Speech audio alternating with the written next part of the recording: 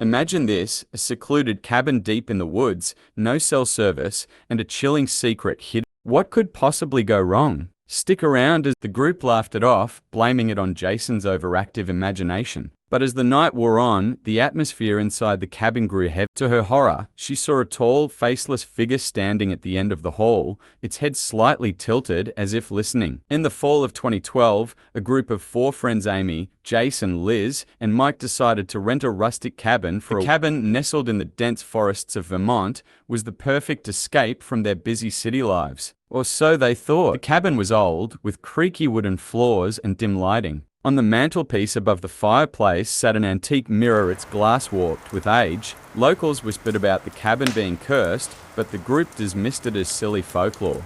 As he passed by the mirror, he swore he saw a shadowy figure standing behind him. Turning around, he found nothing. The group laughed it off, blaming it on Jason's overactive imagination. But as the night wore on, the atmosphere inside the cabin grew heavier. They started hearing faint whispers, like someone murmuring just out of earshot. At exactly 3:00 a.m., Amy woke up to the sound of footsteps in the hallway. Thinking it was one of her friends, she peeked out of her bedroom.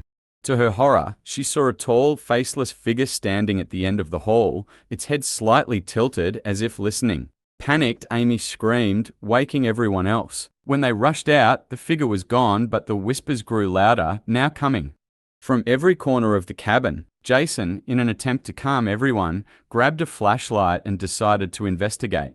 As they stood in the living room, the flashlight beam hit the antique mirror. To their shock, they saw their own reflections, but behind each of them stood a shadowy figure.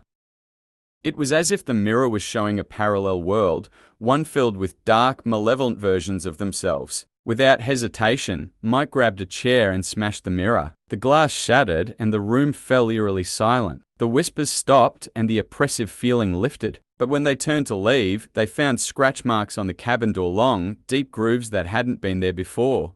The friends fled the cabin that night, never looking back. When they returned the key to the rental agency, the clerk asked, "How'd you manage to stay there?" Most people don't last the first night. Years later, they learned the truth. The cabin had been the site of a series of disappearances in the early 1900s. Legend has it that the spirits of the missing still roam the property, trapped in the reflections of that cursed mirror. So, the next time you book a rustic getaway, think twice before ignoring the local legends. And remember,